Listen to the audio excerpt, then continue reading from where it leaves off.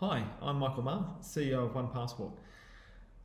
With the COVID vaccinations and COVID passport discussions, there are a lot of buzzwords floating around, such as verification, end-to-end chain of custody, using blockchain and other terms. What I want to talk about was whether or not this is realistic, practical, and even required in today's age. The reality is that verification of documents, from your qualifications to your vaccinations to your background checks, is all a very new thing. For example, until COVID, if you got vaccinations or tests done, the results were written by hand in a little yellow book by the doctor. There was no digital system, there was no chain of custody with the results. They wrote it in by hand. If you got a police check, you downloaded a form, filled it in, sent it to Canberra to the Australian Federal Police, and 2 months later they posted you back snail mail a paper police check. A CV, our famous CV, resume for job applications, was a Word document. Nowadays they say a lot of that could be a work of fiction. But again, that's how it was and has been for many years. So it's good that certain things, especially important things, especially in important industries, from a verified point of view, can be verified. But it doesn't mean that all things have to be always verified. What does verification mean as an analogy? Okay, so let's say I'm going shopping at Coles. What I used to be able to do is just bring back the receipt, hand it over to my employer, and they gave me the $30 I'd spent down at Coles on something for the office.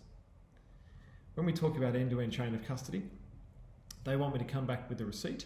They want to see my bank statement to show that the money came out of my account, and they might also request the CCTV to make sure that it was me standing at the register paying the bill at the same time and date stamp as the receipt. So in the context of me going shopping at Coles, it's nuts. Doable, but pretty crazy. Now there are certain roles in society and there are certain types of information that you really want that to be, but it doesn't have to be all of them. For example, if I'm a doctor, and we only started doing credentialing of doctors probably after about 2007, 2008, because there were some very famous cases of people who forged a medical degree. But nowadays, especially in the litigious world of medicine, you probably want to verify that someone actually has a medical degree and then what they're allowed to do as a doctor. But if I'm saying I have a BA and I work in an office, and if I make a mistake no one's going to die, probably the whole verification process might be a little bit of overkill. It might just be more, we want you to bring in a copy of your bachelor's degree and we'll take a photocopy and we'll hold it on record. We're not going to call the university and get you transcript and actually send them over a letter that says verify that they did graduate, that kind of thing. So again, it depends on the role of your work. Also depends on the item. Even among things like flu shots versus COVID vaccinations. To get around society right now, you need to prove you have a COVID vaccination or a recent negative COVID test result. So they might want that as end-to-end chain of custody. But on the other hand, if you say, I've only got the flu shot, no one's really going to ask for the end-to-end chain of custody attached to it. Even though you might have a little piece of paper that the doctor gave you. It's at varying degrees of importance. Another one is qualifications. Just the practicality of it. My degree, I might have to prove that I went to university, got my degree, and here's the transcript and everything, and then have a series of evidence to actually prove it.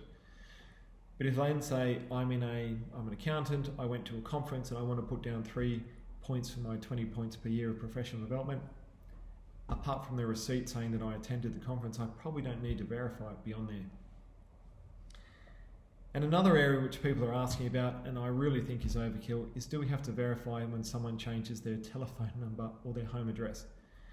If I work for a company and I change my telephone number, they're going to know really quickly that I lied. It's not really my new phone number. I don't need to bring in a Telstra bill or a Vodafone bill and say, here's my new number. So this end-to-end chain of custody, it's become the real buzzword.